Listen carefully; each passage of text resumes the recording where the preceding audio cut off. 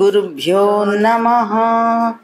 श्री गुरुदेवा दत्त स्वरूपा मानव रूप धरा ऋषीश्वर पूर्व सनातन धर्मोद्धारण भक्त समुद्धरा पावन चरण। తన చివరి శ్వాస వరకు స్వామినే నమ్ముకుని తన ఇంటినే గురు నిలయంగా మార్చుకుని జీవించిన మాకాని వెంకట్రావు గారు స్వామితో తనకున్న ఎన్నో దివ్యలీలలను మనతో పంచుకున్నారు. అవన్నీ ఇప్పుడు చూద్దాం. మాకాని వెంకట్రావు గారికి సన్నిహితంగా మెలిగే వెంకటగిరికి చెందిన హోటల్ వాసు ప్రొప్రైటర్ మెట్టు పుల్లయ్య గారికి 2 కళ్ళు చూపు తగ్గిపోయింది. బెంగళూరులో మద్రాసులో అంతా చూపించినా కూడా ఎంత ఖర్చు పెట్టి ఎంతమంది డాక్టర్ల చుట్టూ తిరిగినా కూడా ఇంకా చూపు రాదు, ప్రయోజనం లేదని చెప్పేసడంతో ఈయన వెంకట్రావు గారి దగ్గర బాధపడ్డారు. వెంకట్రావు గారుండి మనం స్వామి దగ్గరికి వెళ్దాం, స్వామి నీకు ఏమైనా చేస్తారు అని కనుక్కుంటే ఆ సమయానికి స్వామి తలుపు నారాయణదాస్ ఆశ్రమంలో ఉన్నారు. వీళ్ళిద్దరు అక్కడికి వెళ్ళి వెంకట్రావు గారు స్వామికి విషయం చెప్పారు. ఆయనకి ఏం కాదులే అయ్యా, 3 నెలల కల్లా ఆయనకి చూపు వస్తుందని స్వామివారు ఒక ప్రమాణ పత్రం రాయించడం జరిగింది. వీళ్ళు అక్కడి నుంచి నెల్లూరుకి వచ్చేసి నెల్లూరు గవర్నమెంట్ హాస్పిటల్లో సైదారావు డాక్టర్ దగ్గరికి వెళ్ళారు. ఆయన నుండి చూపు వస్తుందనేమి నేను గ్యారంటీ చెప్పలేను, ఒక 1 నెల రోజులు మందులు వాడుకొనిరా, తర్వాత ఆపరేషన్ చేస్తానని చెప్పడంతో ఈయన మందులు వాడుకొని 1 నెల తర్వాత డాక్టర్ గారి దగ్గరికి వస్తే డాక్టర్ గారి తల్లి మరణించారు, ఆయన వాళ్ళు ఊరెళ్ళున్నారు, ఆయన వస్తే మళ్ళా రండి అని అంటారు. ఈయన మళ్ళా ఇంకొక నెల ఆ మందులు వాడుకొని కరెక్ట్ గా స్వామి 3 నెలలకు చూపు వస్తుంది అన్నారు కదా, అట్లా 3వ నెలలో మళ్ళా డాక్టర్ గారిని కలిశారు.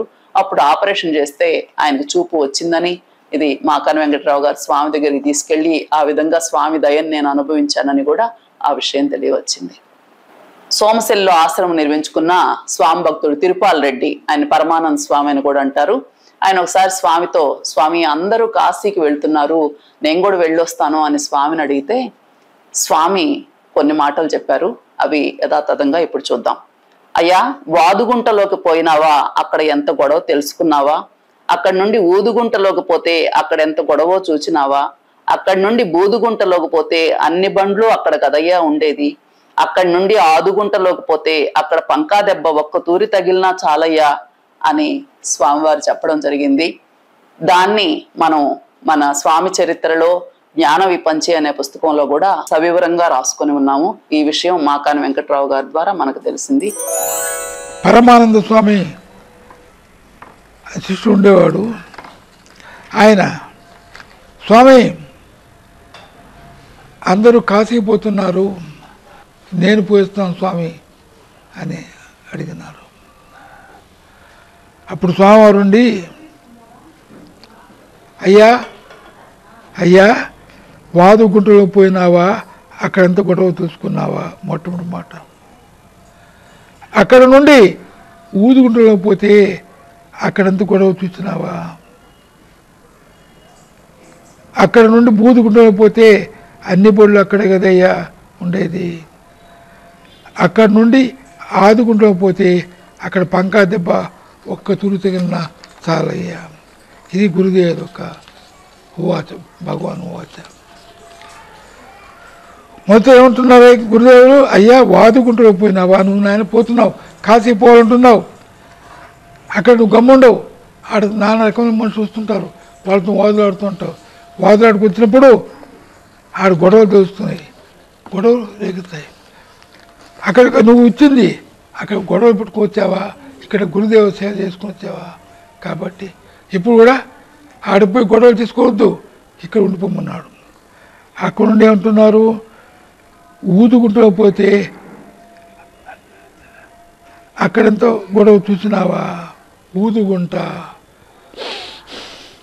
ఉచ్ఛ్వాస నిశ్వాసంతో 21,600 సార్లు ఉచ్ఛ్వాసం జరుగుతుంటుంది. ఉచ్ఛ్వాస నిశ్వాసంతో ఓంకార నామాన్ని జపిస్తున్నాడు ఆయన. అక్కడ నుండి ఇదంగా జపించంగా ఈ సాధన ఉన్నప్పుడు బూదుగుంటలో పోయినావా, బూదుగుంట భృకుటి స్థానము, అక్కడ నీకు తెలియకుండానే ఒక విధమైన శక్తులు వస్తాయి. ఒకసారి స్వామివారు నాగుల వెల్లటూరులో దుష్ట శక్తులు లేసాయి, ఒకసారి మీరు పోయి అక్కడ ఒక చీటి రాముల వారి గుడిలో పెట్టి పూజ చేయించరండి అయ్యా అని మాకాని వెంకట్రావుతో స్వామివారు చెప్పడం జరిగింది. మాకాని వెంకట్రావు గారు, గొలవమూడిలో ఉండే వెంకటయ్య, తిరుపతి నుంచి ఆ సమయానికి అక్కడ వచ్చిండు మునిరెడ్డి అందరూ కలిసి మార్చి నెల 28వ తేదీ 82వ సంవత్సరం ఆ రోజు తేదీ మాకాని వెంకట్రావు గారు నోట్ చేస్తున్నారు. ఆ రోజు మేమంతా నాగుల వెల్లటూరు వెళ్ళాము. మేము అక్కడ వెళ్ళే సమయానికి మిట్ట మధ్యాహ్నం అయిపోయింది. ఊరంతా నిర్మానుష్యంగా ఉంది. ఎవరో ఒకరిద్దరు ఆడవాళ్ళు కనిపిస్తే ఏందమ్మా పరిస్థితి అంటే అక్కడ పాతూరు కొత్తూరు అని ఉన్నాయి. ఆ ఇద్దరికి గొడవ వచ్చింది. ఈ రోజు సాయంత్రం ఊరి బయట చెరువు దగ్గర ఒకరినొకరు నరుక్కునే పరిస్థితిలోకి వచ్చేస్తున్నారు అని అంటే, వీళ్ళందరూ ఎక్కడుండారు మనం కలిసే వెళ్ళినాను అంటే, బిరిజేపల్లి రమణయ్య ఇంట్లో మన వాళ్ళందరూ సమావేశమై ఉండారని చెప్పడంతో వీళ్ళందరూ వాళ్ళ ఇంటికి వెళ్ళారు. వాళ్ళు ఈ సమయానికి ఇప్పుడు వీళ్ళని ఈ విధంగా రావటం చూసి ఆశ్చర్యపోయారు. వాళ్ళ దగ్గరంతా ఆ కత్తులు వస్తువులు చూసి ఈయన స్వామిని తలుచుకొని వాళ్ళకు కొంత హితవు చెప్పడం, స్వామి ఈ విధంగా పంపించారు, నాగులేటూరులో దుష్టశక్తులు లేసాయి, రాముల వారి గుళ్ళో పూజ చేయించరాయి అని నన్ను పంపించారు అని చెప్పిన తర్వాత వాళ్ళ మనసు మారి పాతూరోళ్ళు కొత్తూరోళ్ళు ఇద్దరు మధ్యస్థం చేసుకొని ఇద్దరు గొడవలు ఆపేసి శాంతియుతంగా పరిష్కరించుకున్నారు. వీళ్ళు స్వామి ఇచ్చిన ప్రమాణ పత్రం రాముల వారి గుడిలో పెట్టి పూజ చేయించి వచ్చేసామనే విషయాన్ని ఈయన మనకి వివరించారు. ఒకప్పుడు ఇదే ఒక ఊరే, ఇది ఒక మూటగా అవతల ఒక మూటగా ఉంటుంది, 2 ఊళ్ళు. ఈ 20కి ఏదో తగరాదు వచ్చా, పెద్ద తగరాదు వచ్చింది. పార్టీ వచ్చింది. పార్టీ వచ్చి కొట్టుకొని చావాలా, మీరు రమ్మంటే మీరు రమ్మని ఏడంతా రేపు చెర్లేకి వచ్చి యుద్ధం చేద్దామని వీళ్ళంతా పూనుకునేది. ఆయన గొలవమూడిలో స్వామి, ఆయన అంతనాథం తెలుసు.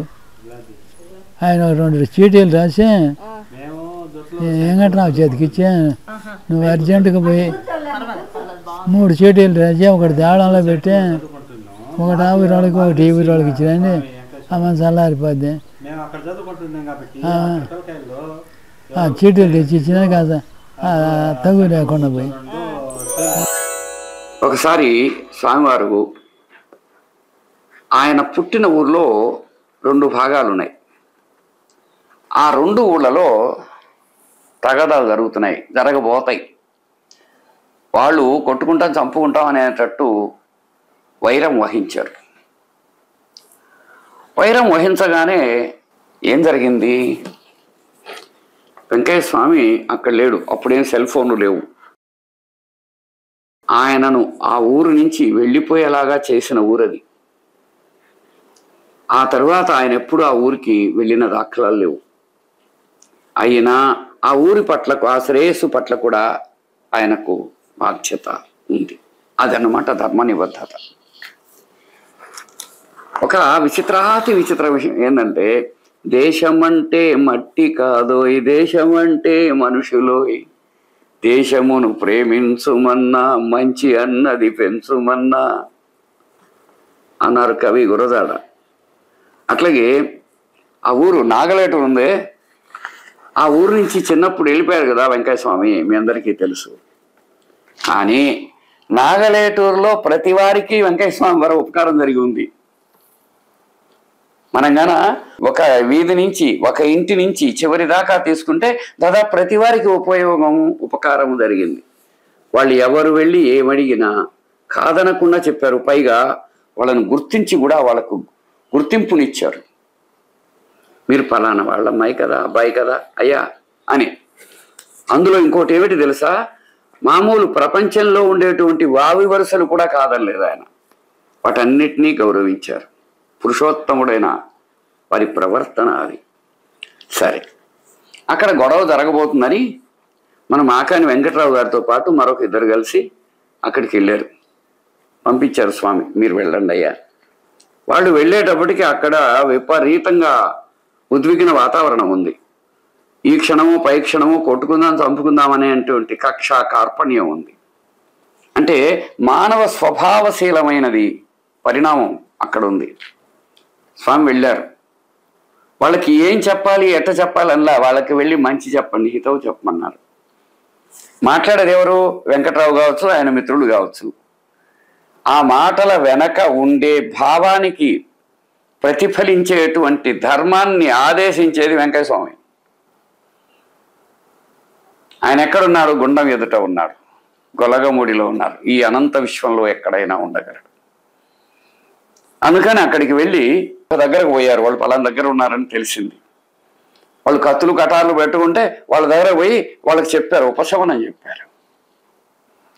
ఉపశమనం చెప్పగానే అక్కడ గొడవ తగ్గిపోయింది. అంతేకాదు, స్వామికి ప్రమాణ పత్రాన్ని రాసించి ఇవ్వడం ఆయన పద్ధతి. ఆ విధంగా ఆ విషయంలో కూడా వ్రాయించి అక్కడుండే రామాలయంలో దాన్ని ఉంచి రమ్మని చెప్పాడు. ఎందుకు? వచ్చిన తర్వాత మళ్ళీ వాళ్ళ లోపల స్వభావ సంస్కారాలు లేచి, వాళ్ళ జన్మ సంస్కారాలు లేచి గొడవ జరిగి హింస రాకుండా ఉండటానికి. హింస రాకూడదు. మానవ ప్రపంచంలో హింస లేనటువంటి ఒక అద్భుతమైన ప్రపంచం ఉండాలి అని ఉద్దేశం అన్నమాట. మన దేశంలో మహాత్ములు ఉద్భవించని కాలము లేదు, ప్రాంతము లేదు. కాకపోతే అక్కడుండే చుట్టూ సమాజం దాన్ని గుర్తించి దాన్ని ఉపయోగపెట్టుకొని ఆ మహాత్ముల యొక్క దయతో పురోగమించని సమయాలు కూడా మనకు కనిపిస్తాయి. అక్కడే గొడవలు రేగుతూ ఉంటాయి. ఈరోజు ఒక విచిత్రమైన విషయం మన దృష్టికి వచ్చింది. అదేమిటంటే, ఇప్పుడు మనకు పాకిస్తాన్ యుద్ధం గురించి తెలుసు కదా. ముందు మనందరం ఒక మాట చెప్తున్నాం, భారత్ మాతాకి జై, భారత మాతాకి జై, భారత మాతాకి జై అని ముమ్మారు నమస్కారం చెప్పుకొని భరతమాత ఎప్పుడు విజయమే సాధించాలి, సాధిస్తుంది అని, ఆమె నీడలోనే మనం ఉన్నామని, ఆమె చరణాల సన్నిధిలో మనం ఎప్పుడూ బాగుంటామని, అదేవిధంగా ఆమె యొక్క ప్రేరణయే మనందరినీ కాపాడుతుందని. సరే, మనకు విషయం చాలా వరకు ఇప్పుడు అందరికీ తెలిసి ఉంటుంది కదా. ఒక విచిత్రం ఏంటంటే, పాకిస్తాన్ కొన్ని ముక్కలైపోతుంది. అందులో బలూచిస్తాన్ ఒకటి. ఆ బలూచిస్తాన్లో విచిత్రం ఏంటంటే, పాకిస్తాన్లో కూడా అక్కడక్కడ మైనారిటీలుగా హిందువులు ఉన్నారు, భారతీయులు ఉన్నారు. 18 పీఠాలు అమ్మవారి పీఠాలు అనుకుంటాం, అవి తెలుసు. అవి కాకుండా 52 పీఠాలు ఉన్నాయని మరొక తత్వం కూడా ఉంది, అమ్మవారి స్తోత్రాల్లో ఉంది. అందులో ఒక పీఠం బలూచిస్తాన్గా ఉండే ఇప్పుడు విడిపోయిన పాకిస్తాన్లో ఉంది. అంటే అది ప్రపంచానికి పెద్దగా తెలియదు. ఒకప్పుడు భారతదేశంలో చాలా మంది అక్కడికి వెళ్ళేవారు, అమ్మవారి క్షేత్రాన్ని దర్శించేవారు. అదొక ప్రఖ్యాతమైన పిలిస్తే పలికే దేవత అని అనుకుంటారు. అక్కడ విచిత్రం ఏమైందంటే, ఆ మైనారిటీలో ఉండే వాళ్ళు హిందువులు అనొచ్చు, లేదా అక్కడే ఉండే ఆ పాకిస్తానీయులుగా ఉన్న మైనారిటీ హిందువులు వాళ్ళు ఆ ప్రభుత్వాన్ని అడిగారు, అయ్యా బాబు, అక్కడ అమ్మవారి గుడిని కొంతమంది పాడు చేయడానికి వచ్చారు, కానీ వాళ్ళందరూ మళ్ళీ అణిగిపోయారు, చచ్చిపోయారు. కాబట్టి మళ్ళొకసారి దాన్ని బాగు చేసుకొని మేమంతా ప్రార్థించుకొని బాగా ఉంటాం. అక్కడ చాలా శక్తివంతమైన తల్లి పీఠం ఉంది అని చెప్పి, సరే అక్కడ ఆ శక్తిపీఠం దగ్గర జనాలే కలిసి, విచిత్రం ఏం తెలుసా, ఇటీవల నిన్ననో ఎప్పుడో అక్కడ ఒక ఉత్సవం చేసి ఆ అమ్మవారి దయతో తమ దేశం సుభిక్షంగా ఉండాలని, భారతదేశం బాగుండాలని అక్కడి వాళ్ళు కొన్ని వందల వేల మంది వెళ్ళి ప్రార్థన చేయడం విశేషం.